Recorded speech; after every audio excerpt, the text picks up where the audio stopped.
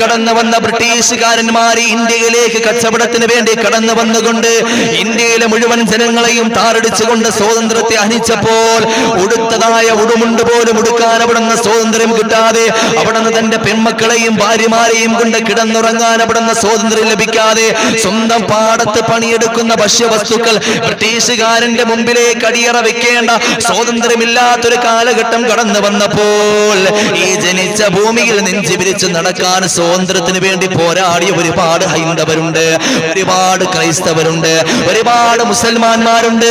എന്റെ പ്രിയപ്പെട്ടവരെ, വക്കം അബ്ദുൽ ഖാദർ എന്ന് പറയുന്ന മഹാധീര ദേശാഭിമാനി ആരെന്നറിയോ? എന്റെ പ്രിയപ്പെട്ട സഹോദരങ്ങളെ, ഇന്ത്യയുടെ പാരമ്പര്യം ഞാനും നിങ്ങളും മനസ്സിലാക്കണം. ആ മനുഷ്യൻ ആരെന്നറിയുമോ?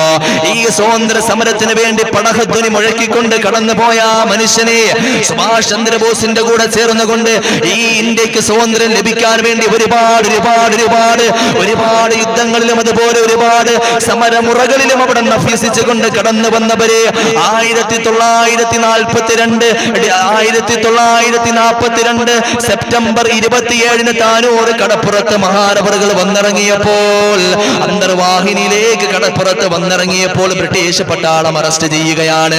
രണ്ട് കൈയിലും ചങ്ങലകളിട്ട്, കാലിലും ചങ്ങലകളിലിട്ട്, അതുപോലെ തന്നെ കണ്ണുകളിൽ അവിടെ നിന്ന് കറുത്ത മൂടപടം കൊണ്ട് കെട്ടിക്കിട്ട് എന്റെ പ്രിയപ്പെട്ടവരെ മദ്രാസ് ജയിലിലേക്ക് കൊണ്ടുപോയി. വെറും ഒരു അബ്ദുൽ ഖാദറിനെ മാത്രമല്ല കൊണ്ടുപോയത്, അനന്തൻ നായരെ കൊണ്ടുപോയി, ബാലകൃഷ്ണൻ പിള്ളയെ കൊണ്ടുപോയി. എന്റെ പ്രിയപ്പെട്ടവരെ, അവസാനം അവിടുന്ന് ബ്രിട്ടീഷ് പട്ടാളം 1 വർഷത്തിനുള്ളിൽ അവിടുന്ന് വൈക്കം അബ്ദുൽ ഖാദറിനെ തൂക്കിക്കൊല്ലാൻ പറഞ്ഞപ്പോ, ആ സമയത്ത് കൊലമരത്തിൻ്റെതായ ഉള്ളിലേക്കൊന്ന് കടന്നു ചെന്നപ്പോൾ, ആ കൊലമരത്തിന്റെ നടുക്കിലേക്കൊന്ന് കടന്നു ചെന്നപ്പോ ബ്രിട്ടീഷ് പട്ടാളം ചോദിച്ചു പോയി, എന്തേ അഭിലാഷം എന്തെങ്കിലും ഉണ്ടോ? അവസാനമായി എന്തെങ്കിലും അന്ത്യാഭിലാഷമുണ്ടോ എന്ന് ചോദിച്ച സമയത്ത്, ആ സമയത്ത് ഇതാണ് പഠിക്കേണ്ട ചരിത്രം, ഇതാണ് കൊലക്കയറിലുമുള്ള സാഹോദര്യം തിരിച്ചറിയേണ്ട കാര്യം, ഇതാണ്. ഈ ഇന്ത്യ എന്ന് പറഞ്ഞത് ആർക്കുള്ളതാണ്? പ്രിയപ്പെട്ടവരെ, മനസ്സിലാക്കേണ്ട ചരിത്രമാണ്, പഠിച്ചു വെച്ചുകൊള്ളുക. അബ്ദുൽ ഖാദർ എന്ന് പറയുന്ന ധീരദേശാഭിമാനി പറഞ്ഞ അവസാനത്തെ ആഗ്രഹം എനിക്ക് നല്ല ഭക്ഷണം കഴിക്കണമെന്നല്ല, എനിക്ക് നല്ല വസ്ത്രം കൊടുക്കണമെന്നല്ല, എനിക്ക് ഒരുപാട് സമ്പത്ത് വേണമെന്നല്ല.